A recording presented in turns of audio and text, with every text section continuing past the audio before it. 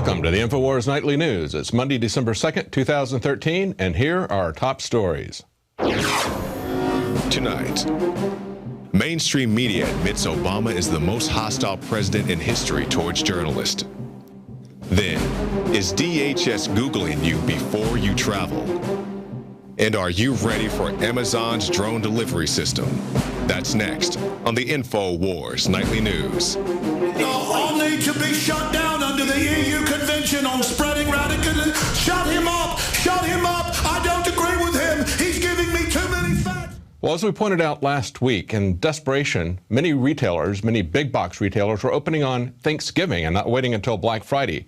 But as Yahoo reports, despite record crowds, spending has actually declined. They say this is a record number of shoppers, but they spent less for the first time in history. Well, while the stock market is ballooning with infused cash from the Federal Reserve, what this is reflecting is the reality that for the middle class, for the lower income people, we actually see jobs declining. We see things getting much tougher. Everybody knows that. Retailers knew that. That's one of the reasons why they opened up on Thursday. People are suffering because of the employment situation. Companies are afraid to hire new people.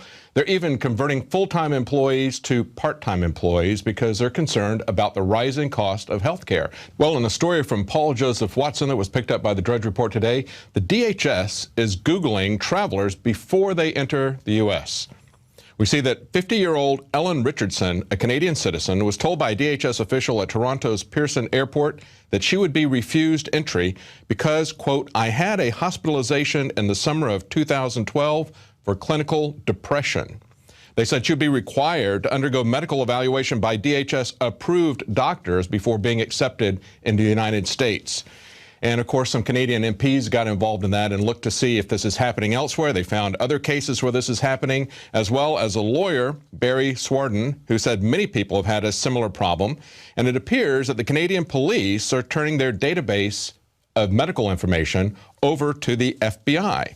So the problem is that the Canadian government has the health care records of all of its citizens. And now you see how medical privacy being lost affects your life in so many areas.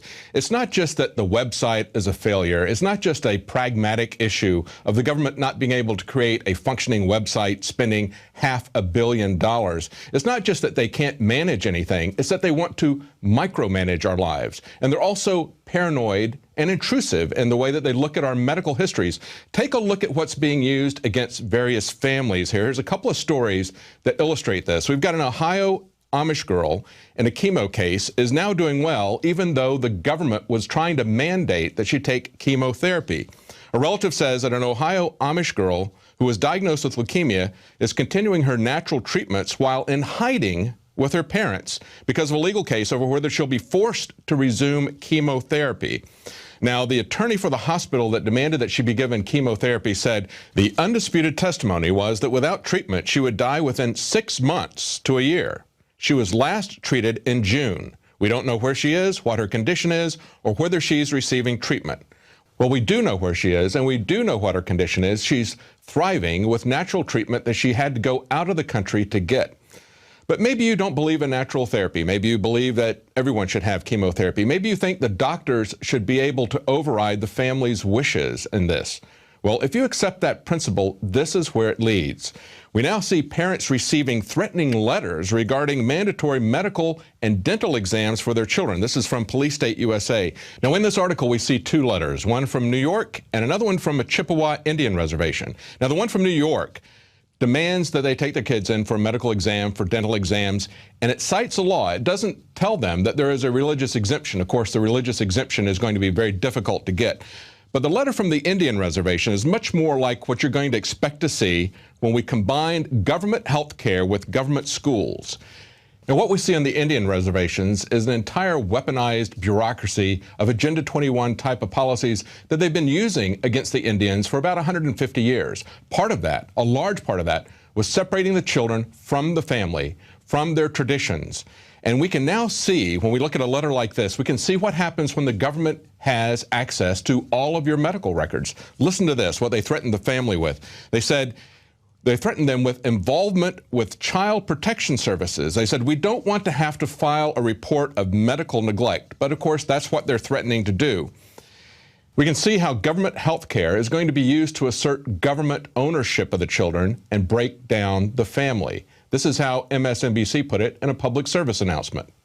We haven't had a very collective notion of these are our children. So part of it is we have to break through our kind of private idea that kids belong to their parents or kids belong to their families and recognize that kids belong to whole communities.